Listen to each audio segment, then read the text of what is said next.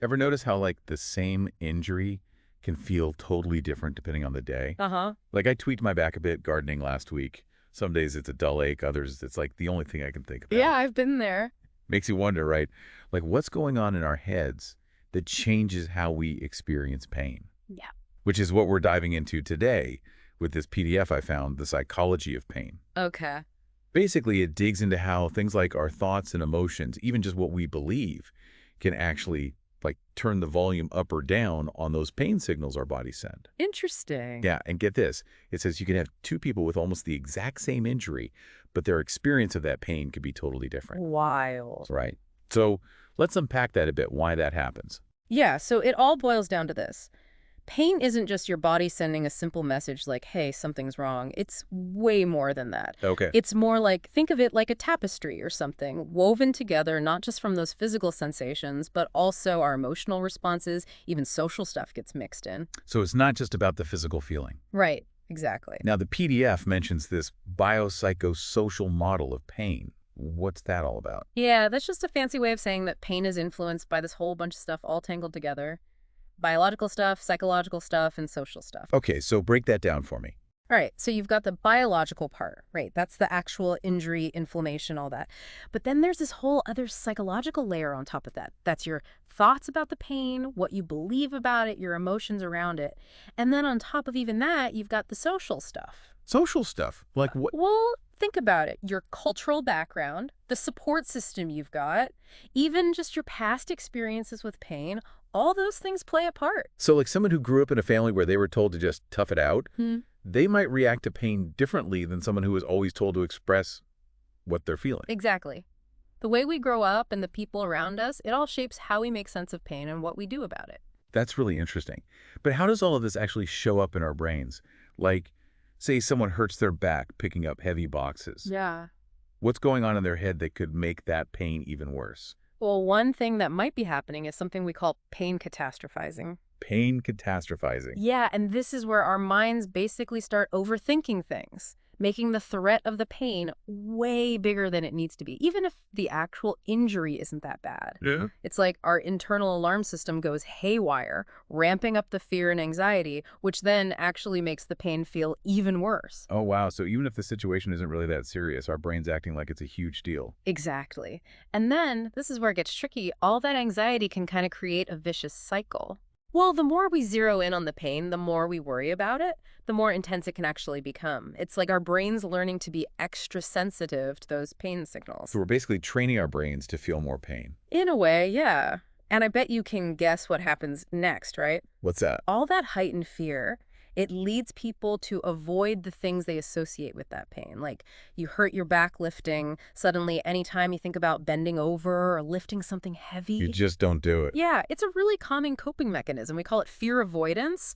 Seems helpful on the surface, right? Sure. But avoiding movement like that, especially long term, it can actually cause more problems. Really? How so? I mean, it seems kind of counterintuitive, right? Like if you're in pain, moving more would make it worse, wouldn't it? It does, but think about it this way. Say you injure your knee, right? If you're constantly babying it, avoiding anything that puts stress on it, well, the muscles around that joint, they're going to weaken. Yeah, that makes sense. And your range of motion, that decreases too. So in the long run, you're actually more likely to hurt it again. So it's like trying to protect it too much actually backfires. Exactly. You got to find that sweet spot, that balance between letting your body heal, but also like easing back into movement, you know? Okay, so how do we do that? Like, Yeah. how do you shift your mindset from that place of being afraid to move to like actually promoting healing and recovery? That is the million-dollar question, right? And the PDF, it dives into this really cool research on expectations and how powerful they are. Turns out, what we believe about our ability to recover from pain, it actually has a huge impact on how well we actually heal. Wait, seriously? So you're telling me if I believe I can get better, I actually have a better chance of healing faster? That's what the research is showing. It's pretty wild. People who approach their pain with a more like optimistic attitude and self-efficacy, meaning they believe in their ability to manage the pain and be a part of their own recovery, they tend to have better outcomes overall. Wow, that's incredible. They recover faster just from believing they can. They recover faster, have less pain, and are more likely to get back to their normal activities, yeah. Okay, so our thoughts really do have a powerful impact on how we feel physically.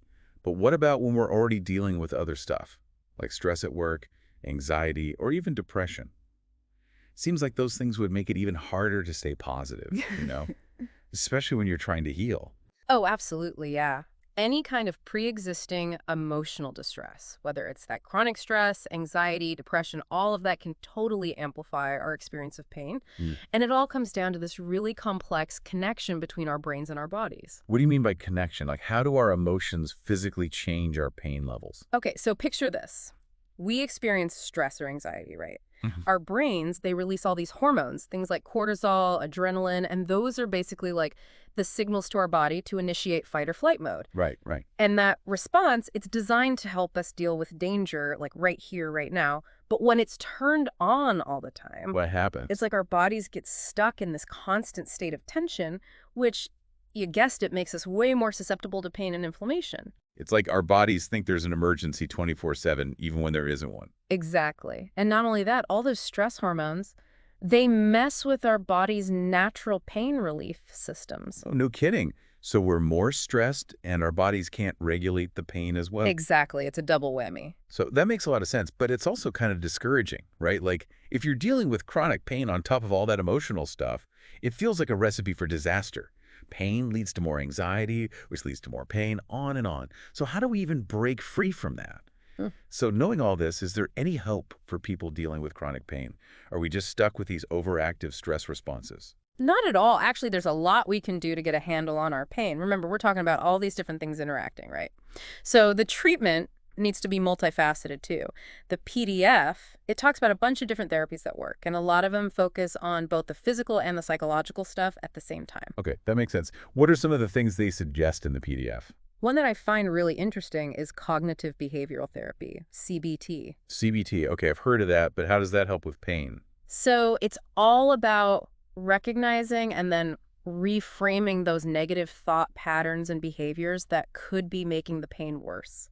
Can you give an example? Like, how would CBT help someone stuck in that fear avoidance cycle we talked about? Sure, imagine someone with chronic back pain who's avoiding stuff like going for walks because they're afraid it will make their pain flare up. A CBT therapist would help them challenge that thought. Challenge it, how? They might ask, okay, what's the actual evidence that walking always makes the pain worse? Or have there been times when walking actually made you feel better?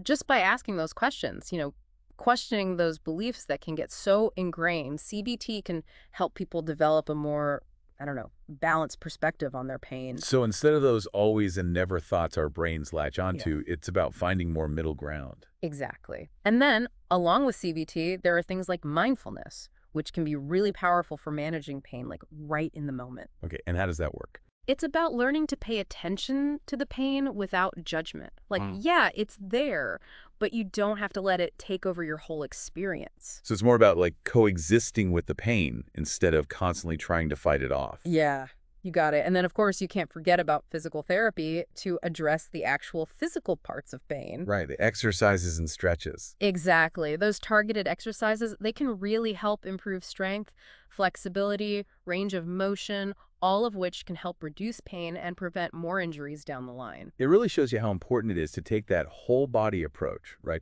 Looking at both the mind and the body. Absolutely. And what I think is so empowering about all of this research is that it gives us back some control. It reminds us that we're not just helpless victims to our pain. We can understand it, we can manage it, we can live full lives even with chronic pain. That's awesome. I love that takeaway. Yeah, it's powerful stuff. Knowledge is power, right? The more we get how our minds and bodies work together to experience pain, the better we can be at finding ways to feel better and get back to living our best lives. This deep dive into the psychology of pain has been, honestly, amazing. If you're listening and anything we talked about today resonated with you, I encourage you to keep learning more about it. And of course, if you're struggling with pain, it's always a good idea to reach out to a healthcare professional. They can help you figure out the best way to manage your pain. But until next time, keep learning, keep asking questions, and keep diving deep.